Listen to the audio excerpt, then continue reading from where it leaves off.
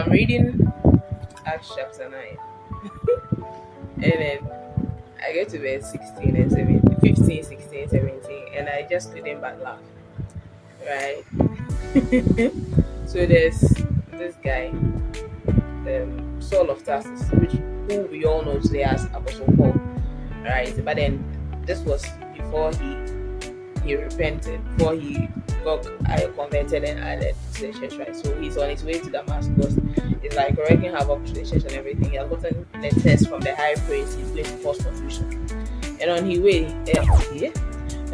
he encounters Jesus, right? And then Jesus is like, oh, he's like, who are you? And then he's like, I'm Jesus. It's hard for you to kick a language, all of that. Then we get to verse 15, 16, and then Jesus having a conversation with Ananias. This is Ananias, the disciple, right? Not the husband of Sapphira, but another disciple, a man of like great authority, or in that particular town, in the company of the believers. And he tells Ananias that he should go to a particular house. He gives him the direction, the street number, the exact house to go to, and that when he goes there, you meet Saul of Tarsus.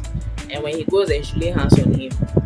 Should his eyes will be open and everything, and then you should pray for him and everything. And this guy, Ananias, knowing the confusion that Saul was bringing to the camp of the Christians that day, is like, Lord, either you don't know who this guy is, right? And then the Lord Jesus is like, don't worry, I have plans for Saul, right? And he's like,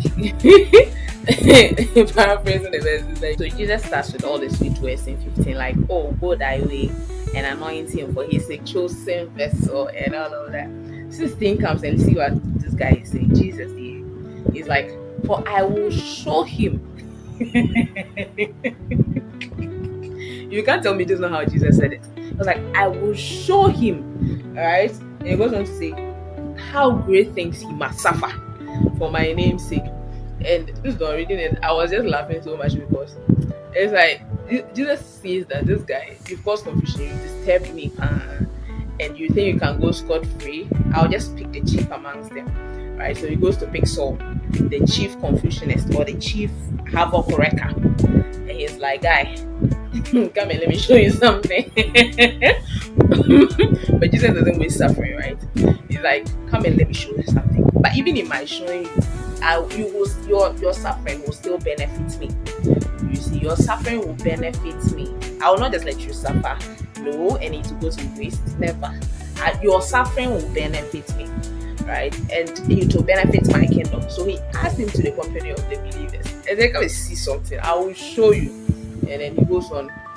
He asks the guy, and then when you go to 19, right? No, 17.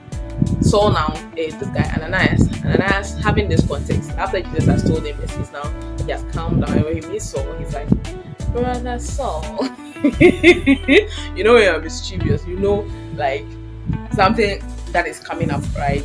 And this thing that this suffering that Paul is coming to endure is three people that know Jesus knows, Ananias, whom Jesus has just told, knows, and then Saul, whom Jesus will also reveal the suffering to, will be the third person. So it's like a three-way conversation, and each of them, they all have this. And you see one of the reasons why I celebrate Paul or Saul as of then is that in the verse 19, despite knowing the suffering that he's coming to suffer, right, it's like, brother, I can't come and kill myself.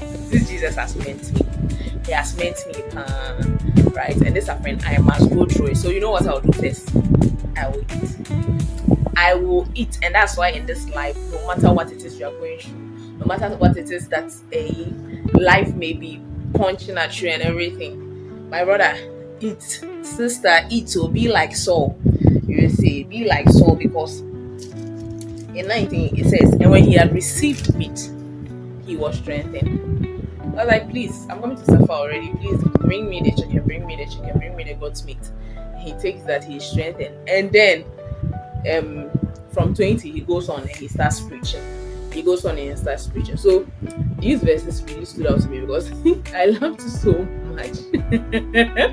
I laugh so much because it was just funny to me how Jesus said he will show him. Because you can't tell me that's not how Jesus said it. He said he will show him. Alright. And in this, I see that Jesus indeed is the ultimate self-centered guy. He's the ultimate self-centered guy, because you can't cause confusion in my camp and then you go scot-free. No, I will punish you. But even in your punishment, it will still benefit me. Even in your punishment, it will still benefit my kingdom. So this is your lesson today. Don't let the suffering of your enemies go to waste. Maximize it. Let it benefit you. Let it benefit you. You know, if you like, don't be like Jesus.